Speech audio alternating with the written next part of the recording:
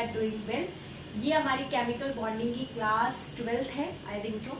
ठीक है, तो इसमें हम लोग करेंगे आज बेरी सूडो रोटेशन। ठीक है, अभी देखो एक और बात मेरे को आपको बतानी है कि जब हम केमिकल बॉन्डिंग पढ़ रहे हैं या कोई भी चैप्टर पढ़ रहे हैं तो हमें बिल्कुल स्टार्टिंग से पढ़ते हुए चलना है। आप ये मत सोचो कि बीच में आए मैं बेरी सूडो रोटेशन पढ़ने लग गया तो आपको समझ नहीं आएगा। और स्पेशली बेरी सूडो रोटेशन इसलिए नहीं समझ आएगा क्योंकि इसका इंटरकनेक्शन है, 4 टॉपिक्स का बिल्कुल इंटरकनेक्शन है साथ में।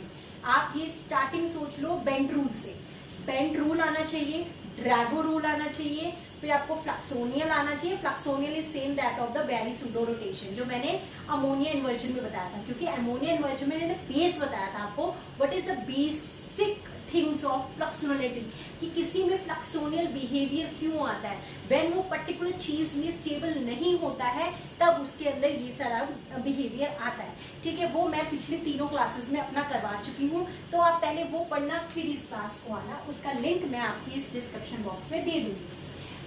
जब मैंने कल जो प्रीवियस क्लास ली थी उसमें मैंने फ्लक्सोनियल को लास्ट साइड में ना 4 पॉइंट्स लिखे थे। देखो सेमेस्टर भी इंपॉर्टेंट है, कई बच्चे एमएससी में होंगे जब वहीं से प्रिपरेशन कर रहे हैं तो उनको कुछ लिखना भी आए, तो वो लिखने के लिए यहाँ पे है, क्योंकि जब आप एक बार स्टार्टिंग करते हो तो आपको एक बेसिक डेफिनेशन तो पता होनी चाहिए। तो ये बेसिक डेफिनेशंस है। ठीक है, देखो फ्लक्सोनियल, अगर मैंने पहले ही बताया था कि फ्लक्सोनियल कुछ भी नहीं है, अगर कोई मॉलिक्यूल दूसरे मॉलिक्यूल में इंटर कन्वर्ट हो जाए पर वो जो इंटर कन्वर्जन के बाद आपका जो मॉलिक्यूल मिल रहा है वो केमिकली इक्विवेलेंट हो, मीन्स उसके बाउंड एंगल सेम हो, बॉन्ड लेंथ सेम हो, उनका स्ट्रक्चर सेम हो। अगर उसकी ज्योमेट्री यहाँ पे ट्राइगोनल बाइपिरामिडल थी तो यहाँ भी ट्राइगोनल बाइपिरामिडल हो, तो उनमें अगर चेंज नहीं आते तो ऐसे मॉलिक्यूल्स को हम क्या बोल देते हैं, फ्लक्सोनियल मॉलिक्यूल्स। क्या बोल देते हैं, फ्लक्सोनियल मॉलिक्यूल्स। ठीक है, आज हम ये करने जा रहे हैं बेरी सूडो रोटेशन। ठीक है, सेम फ्लक्सोनियल मॉलिक्यूल ही है, पर हुआ क्या था, it was first observed in PF5, it was first observed in PF5 by Berry. Berry ने इसे प्रपोज किया था, इसके स्ट्रक्चर को स्टडी किया था, तो इसीलिए इसका अलग से नाम है, ये फ्लक्सोनियल का ही पार्ट। जैसे फ्लक्सोनियल का पार्ट ही वेल्डन इन्वर्जन है, जैसे फ्लक्सोनियल हेडिंग डाल दिया आपने, फ्लक्सोनियल मींस मूवमेंट रोटेशन। उसी के अंदर आपने एक चीज पढ़ी वेल्डन इन्वर्जन फॉर अमोनिया। इसी तरीके से आप बेरी सूडो रोटेशन पढ़ रहे हो PF5 के लिए, बेरी सूडो रोटेशन पढ़ रहे हो PF5 के लिए। ठीक है, और भी बहुत सारे मॉलिक्यूल्स के अंदर होता है, तो पहली बार इसमें स्टडी हुआ था, बेरी ने किया था, और एक केमिकली इक्विवेलेंट मॉलिक्यूल मिला था ट्राइगोनल बाइपिरामिडल से, ट्राइगोनल बाइपिरामिडल ही उसको मिल गया था, सेम था, केमिकली इक्विवेलेंट था, बस एक ही डिफरेंस था, जो इक्वेटोरियल बॉन्ड्स थे, जो वहां पे फ्लोरीन थे वो एक्सियल पे पहुंच गए और एक्सियल वाले इक्वेटोरियल पे पहुंच गए, तो उन्होंने इसको बोल दिया सीडो रोटेशन। मतलब है तो रोटेशन, पर जब आप एक बार देखोगे तो अगर फ्लोरीन फ्लोरीन लगे तो आप तो कहोगे यार ये तो फ्लोरीन है, बट नहीं, जो एक्सियल वाला था, हमें पता है bond length of axial is longer as compare to equatorial, तो उसमें ऑब्वियस है वो फ्लोरीन्स थोड़े ना तो थोड़े डिफरेंट होंगे, तो इसीलिए इसका नाम रखा गया बेरी सूडो रोटेशन। चलो नेक्स्ट बात हम बात करते हैं, बहुत ही आराम से इसे लेते हुए चलेंगे कि ठीक है बेरी सूडो रोटेशन होता, मतलब ये हम क्यों पढ़ते हैं, मेन बात ये होता क्या है। देखो जब हम लोग NMR स्टडी करते हैं, ठीक है, अब जब अगर मुझे मौका मिला तो मैं स्पेक्ट्रोस्कोपी भी पढ़ाऊंगी, तो NMR में आप जब हम F19 NMR लेते हैं, ठीक है, F19 NMR ऑफ PF5, इससे हमें पता चलता है F19F मतलब 19F NMR से हमें पता चलता है कि उसमें कितने टाइप के फ्लोरीन है। तो अगर जब हम इनका NMR स्टडी करते हैं एट नॉर्मल टेम्परेचर, तो जो NMR है वो सारे फ्लोरीन को एक जैसा शो करता है। अब हमें कैसे पता चलता है, क्योंकि हमें NMR पे एक सिग्नलेट पीक मिलती है। जैसे जो हमारा NMR होता है, जैसे NMR में हम ऐसे देते हैं ना, तो हमको एक सिग्नलेट पीक दिखाई देती है, तो इससे पता चलता है कि हमारे सारे फ्लोरीन एक जैसे हैं, हमारे सारे फ्लोरीन इक्विवेलेंट है, पर ऐसा नहीं है। फिर जब हम धीरे धीरे धीरे धीरे बेरी ने धीरे धीरे इसके टेम्परेचर को लो करता गया, ठीक है, पहले उसने 25 डिग्रीज पे किया, फिर उसने माइनस पे गया, फिर वो -40 पे गया, तब जब वो बहुत लो टेम्परेचर हुआ तब उसको 2 पीक्स नजर आई, ठीक है। एक थोड़ी सी बड़ी थी और एक थोड़ी सी छोटी थी। एक बड़ी जो थी वो बिकॉज 3 क्या कहते हैं फ्लोरीन था और एक में 2 थे, इस वजह से ये था। तो इसने कहा ऐसा क्यों हो रहा है कि जब मैंने हाई टेम्परेचर किया तब तो मुझे 1 पीक दिखाई दी, पर जब मैंने लो टेम्परेचर किया तो मुझे 2 पीक्स दिखाई दी। तब उसने इसको पर्टिकुलर को स्टडी किया और अच्छे से किया, वहीं से ये रिजल्ट आया बेरी सूडो रोटेशन। तो ये वहां पे है और वहां पे मैं इसको और ब्रीफ में पढ़ाऊंगी कि कैसे 1 पीक आई और 2nd पीक आई, ठीक है। यहाँ पे हम बेरी सूडो रोटेशन प्रोसेस को पढ़ रहे हैं कि है क्या, ठीक है। अब इसके 2 पॉइंट्स को हम ये लोग देख लेते हैं। जैसे fluxonial molecule are those molecules which undergo dynamic rotation such that some of their atoms interchange between symmetrically equivalent position। वैसे मैंने इसमें symmetrically equivalent लिखा है, ठीक है। वैसे वो symmetrically equivalent है, पर जैसे फॉर एग्जाम्पल मतलब ये कह रहा है कि अगर इंटरचेंज हो symmetrically equivalent positions में, रोटेशंस हो लगातार, एक्सियल इक्वेटोरियल इक्वेटोरियल एक्सियल, तो वो मॉलिक्यूल्स क्या कहलाते हैं, फ्लक्सोनियल मॉलिक्यूल कहलाते हैं, ठीक है। अब पहला क्वेश्चन जो नेट में बनता है, सीएसआई या नेट में पहला क्वेश्चन या किसी भी एग्जाम में वो पहला क्वेश्चन बनता है ये किन ज्योमेट्रीज में पॉसिबल है, ये किन ज्योमेट्रीज में पॉसिबल, पहला क्वेश्चन। जैसे मैंने बोला sp का मतलब फॉर एग्जांपल मैंने कार्बन डाइऑक्साइड ले लिया, आप इस ऑक्सीजन को उठा के चाहे यहाँ ले आओ चाहे ये ऑक्सीजन यहाँ पे आ जाए, इसके कोई डिफरेंस नहीं आएगा, बॉन्ड लेंथ बॉन्ड एंगल सब बिल्कुल एग्जैक्टली सेम है, इसमें कोई भी डिफरेंस नहीं आएगा। तो सेपेरी सूडो रोटेशन इसमें तो नहीं मिलेगा भाई, थोड़ा तो डिफरेंस होना ही चाहिए, बॉन्ड लेंथ हो चाहे वो। अब नेक्स्ट लिया मैंने sp2 मतलब यहाँ तो क्रॉस लग गया, sp2 BCl3 फॉर एग्जाम्पल, आपने लिया FF ले लो, BF3 ले लो, ठीक है। तीनों केमिकली इक्विवेलेंट होता है, 120 डिग्री का एंगल होता है, कोई भी बॉन्ड लेंथ बिल्कुल डिफरेंस नहीं होता, बिल्कुल आइडियल होते हैं ये, है ना। तो ये चाहे इधर आ जाए चाहे इधर आ जाए, कोई भी चेंज नहीं आने वाला आफ्टर रोटेशन, तो इसमें भी नहीं मिलता। अब आते हैं sp3 में, sp3 टेट्राहेड्रल मीथेन ले लो, ठीक है। यहाँ H लगा दो H लगा दो H लगा दो, सारी बिल्कुल इक्विवेलेंट पोजीशंस हैं, बॉन्ड लेंथ बिल्कुल सेम है, बॉन्ड एंगल्स बिल्कुल सेम है, तो चाहे कोई हाइड्रोजन किसी को एक्सचेंज करे इसमें भी नहीं मिलता, तो इन तीनों में तो नहीं मिलता। नेक्स्ट हम आते हैं जैसे sp3d, sp3d में ज्योमेट्री होती है ट्राइगोनल बाय पिरामिडल। क्या होती है ज्योमेट्री हमारी, ट्राइगोनल बाय पिरामिडल। चलो इनमें नहीं होता तो इनको हम नहीं देखेंगे, ठीक है।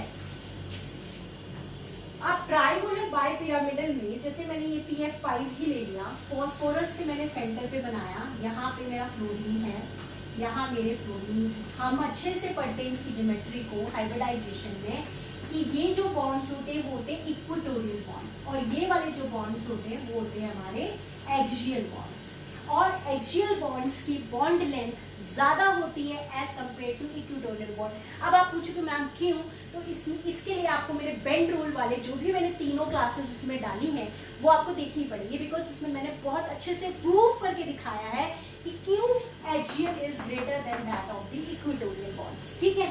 तो यहाँ वाले बॉन्ड्स यहाँ से डिफरेंट होते हैं, तो मतलब कुछ डिफरेंस है। अगर ये इक्वेटोरियल वाले फ्लोरीन अगर ये एक्सियल पे चले जाओ और एक्सियल वाले यहाँ आ जाए और फिर ये यहाँ जाए ये यहाँ आ जाए और उसके बाद जो स्ट्रक्चर हो, तो ऑब्वियस है कुछ ना कुछ डिफरेंट है, क्योंकि अब इक्वेटोरियल वाले एक्सियल में आ गए और एक्सियल वाले इक्वेटोरियल में आ गए, तो कुछ चेंज हमें मिलेगा। वैसे इक्विवेलेंट है, ठीक है ना।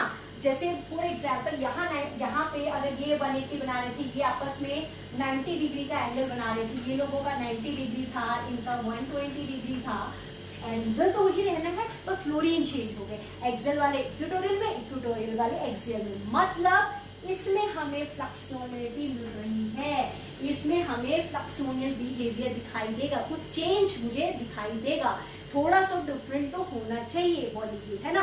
तो ये तो है, तो मतलब एक तो हमारे को मिल गया sp3d, ठीक है। इसको अभी हम और ब्रीफ में पढ़ेंगे।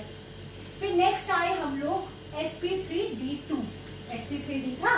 अब हम आते हैं sp3d2 जिसमें आती है ऑक्टाहेड्रल। ऑक्टाहेड्रल भी आइडियल होता है, इसके सारे बॉन्ड लेंथ्स, जैसे मान लो S आपने यहाँ लगा दिया या आप यहाँ पे SF6 ले लिया आपने, है ना।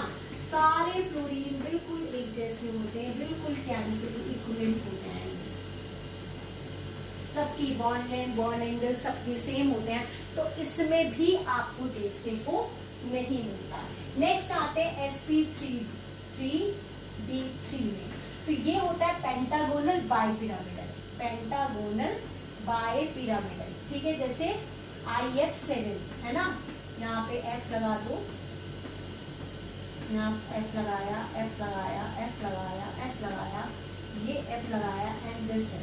तो ये वाले एक्सियल डिफरेंट होते हैं, इनकी बॉन्ड लेंथ डिफरेंट होती है, इनके एंगल्स डिफरेंट होते हैं, तो इनमें भी हमें फ्लेक्सोनिटी देखने को मिलती है। तो क्वेश्चन का आंसर क्या निकला मेरा? क्वेश्चन का आंसर निकला कि we have to answer to geometry. तो क्वेश्चन आता है तो आपको लगाना है trigonal bipyramidal and pentagonal bipyramidal. या क्वेश्चन आया कि हाइब्रिडाइजेशन में पूछा तो sp3D एंड sp3D3 है ना, sp3D3, तो ये हो गया। चलो अब नेक्स्ट करते हैं। नेक्स्ट क्वेश्चन कैसा आता है? नेक्स्ट क्वेश्चन आता है इसकी ट्रांजिशन स्टेट के ऊपर कि जब जैसे PF5 है, PF5 है, क्वेश्चन आता है कि जब ये एक्सचेंज होते हैं तो इनकी ट्रांजिशन स्टेट कौन सी, जैसे हमने अमोनिया में पढ़ा था ना ट्राइगोनल प्लेना sp2 होते हुए जाती है, ये कौन सी हाइब्रिडाइजेशन होते हुए जाती है? तो इसका आता है, अब ये हो गया ट्राइगोनल बाइपिरामिडल, ठीक है। होगा क्या, हम इसको लिख देते हैं एक्सियल, और कलर से ले लेती हूँ मैं, इसको मैंने लिख दिया एक्सियल, इनको लिख दिया इक्वेटोरियल, इक्वेटोरियल, इक्वेटोरियल। देखो इसमें क्या क्या रोटेशन हो सकती है कि ये यहाँ आ जाए, F इसकी जगह इसकी जगह भी ले सकता है, ये इसकी जगह भी ले सकता है। हम नॉर्मल मान के चल रहे हैं कि जैसे इसने इसको एक्सचेंज किया, इसने इसको एक्सचेंज किया, जब ये क्रॉस करता है, ठीक है, जब ये क्रॉस करता है तो एक ट्रांजिशन स्टेट बनती है जिसके अंदर, और एक और बात, इसे हम बोलते हैं पाइवेट एटम, इसको हम स्टिल रखते हैं, इसके अराउंड रोटेशन कराते हैं, इसको मैं स्टिल रखूंगी, इसको यहाँ ले जाऊंगी, इसको यहाँ ले जाऊंगी, तो इसकी पोजीशन तो ऐसी नहीं है, ठीक है। तो ये तो FE जैसे था वो वैसे ही वैसा है। यहाँ पे अब क्या होगा, जब ये करेंगे एक्सचेंज करेंगे तब इनकी कुछ इस तरीके की ज्योमेट्री आती है, ठीक है। यहाँ पे अभी भी वही है, FAE है, यहाँ पे भी FAE है, और यहाँ पे FE ही है, यहाँ भी FE है। अभी ट्रांजिशन स्टेट बन रही है। जो ये ट्रांजिशन स्टेट है वो नियर अबाउट इक्वल होती है स्क्वायर पिरामिडल की, इसकी इक्वल होती है, जैसे FA, FE, FA, FE, और ये यहाँ पे FE। तो क्वेश्चन अगर आया कि जब ट्राइगोनल बाइपिरामिडल से बेरी सूडो रोटेशन होता है तो बीच में जो ट्रांजिशन स्टेट बनती है, तो वो ट्रांजिशन स्टेट की ज्योमेट्री क्या होती है, हाइब्रिडाइजेशन क्या होती है, और कौन से d ऑर्बिटल्स इन्वॉल्व होते हैं। तो देखो हमारे को पता है sp3D ये भी है, sp3D ये भी है, क्योंकि स्क्वायर पिरामिडल कौन सी होती है, sp3D ही होती है ना। तो यहाँ पे ज्योमेट्री तो चलो वही की वही रहेगी, पर ये हो जाती है, जो इसकी ज्योमेट्री हो जाती है वो होती है स्क्वायर पिरामिडल, हाइब्रिडाइजेशन सेम रहेगी ज्योमेट्री, ये ट्राइगोनल बाइपिरामिडल से स्क्वायर पिरामिडल, पहला क्वेश्चन। सेकंड, यहाँ पे आपको पता है dz² होता है, कोऑर्डिनेशन में हम लोग पढ़ते हैं कि ट्राइगोनल बाइपिरामिडल में कौन से d ऑर्बिटल्स मेन इन्वॉल्व होते हैं, dz², और स्क्वायर पिरामिडल में कौन से होते हैं, dx² - y², ठीक है, ये क्वेश्चन आता है। फिर इसके बाद पूरी तरीके से ये कन्वर्ट हो जाता है, ठीक है, ये जो है ये ट्रांजिशन स्टेट बनी। इसके बाद जो नेक्स्ट बनता है वो कैसा बनता है, मैं यहाँ पे बना रही हूँ, इक्वेटोरियल यहाँ आ जाते हैं, एक्सियल यहाँ पे आ जाते हैं, तो वैसे तो ये इक्विवेलेंट ही है, ठीक है। तो यहाँ पे इक्वेटोरियल आ जाते हैं, F equatorial, F equatorial, F axial, F axial, F axial, sorry equatorial, ठीक है। तो इसी तरह की ट्राइगोनल बाइपिरामिडल से you get trigonal bipyramidal, but the difference is यहाँ पे जो इक्वेटोरियल था अब वो यहाँ आ गया और एक्सियल यहाँ पे आ गया। देखने में एग्जैक्टली सेम है, यहाँ भी dz² है, यहाँ भी ट्राइगोनल बाइपिरामिडल है, पर द डिफरेंस इज कि एक्सियल इक्वेटोरियल हो चुके हैं और इक्वेटोरियल एक्सियल हो गए हैं। This is called fluxional behaviour, fluxional behaviour इन्हें कहते हैं। पर ये होता कब है, क्यों ऐसा हुआ, बिकॉज इनका एनर्जी बैरियर बहुत कम होता है। ट्राइगोनल बाइपिरामिडल और स्क्वायर पिरामिडल का, जैसे मैंने देखो इन्वर्जन वाला वॉल्टन इन्वर्जन पढ़ लोगे तो ये बहुत इजीली समझ आ जाएगा। जैसे वहां पे sp3 और sp2 का बहुत पास में था, जिस वजह से वो इंटर कन्वर्ट होते थे। इसी सेम तरीके से इन दोनों के बीच का जो एनर्जी बैरियर होता है वो बहुत कम होता है। वो कहाँ से मिलता है, हाई टेम्परेचर से।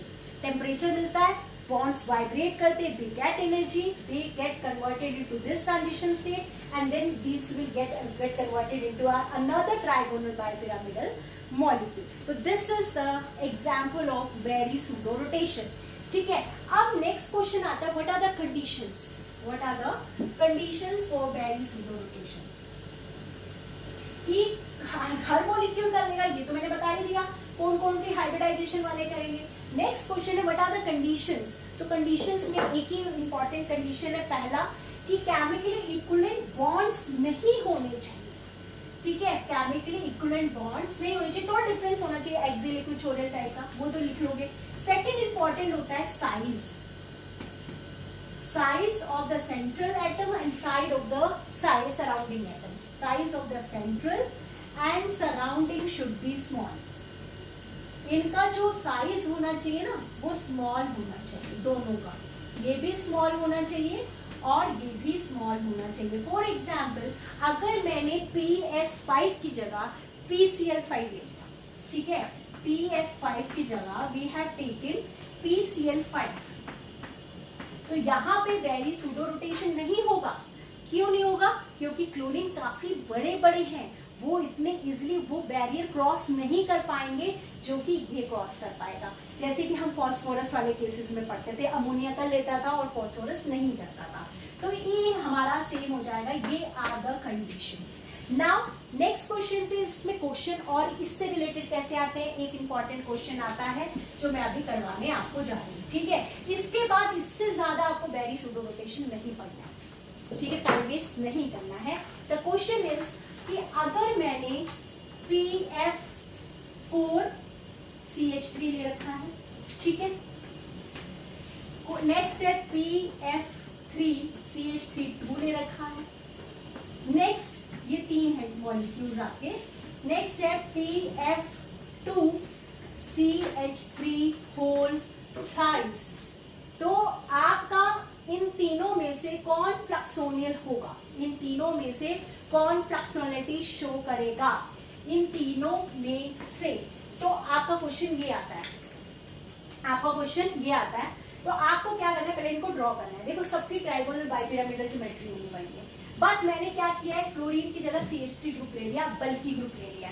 जैसे अब हम तीनों के साथ में ड्रॉ करेंगे, यहाँ पे क्या था, यहाँ मैंने, और हमें पता है बेंच रूल के अकॉर्डिंग जो मोर इलेक्ट्रोनेगेटिव होगा वो एक्सियल पोजीशन लेगा। तो दो पोजीशन तो मैंने फ्लोरीन को देनी है, दो पोजीशन मेरे को फ्लोरीन को देनी ये मैंने CH3 दे दिया फॉर एग्जाम्पल, क्योंकि मुझे थोड़ा सा सिमेट्रिक मॉलिक्यूल बनाना होता है। ठीक है, अब यहाँ पे आए, यहाँ पे फ्लोरीन, तो अगर फ्लोरीन है तो पहले मैं उनको एक्सियल दूंगी, इसके लिए आपको बेंच रूल पढ़ना पड़ेगा। ठीक है, यहाँ 2 CH3 ग्रुप हो गए, एक यहाँ पे लगा दो और यहाँ पे फ्लोरीन लगा दो। ठीक है, ठीक है, ये वाले का कैसा स्ट्रक्चर होगा, P, यहाँ तो हमें 2 फ्लोरीन देने ही देने हैं, और यहाँ CH3, यहाँ CH3, यहाँ CH3।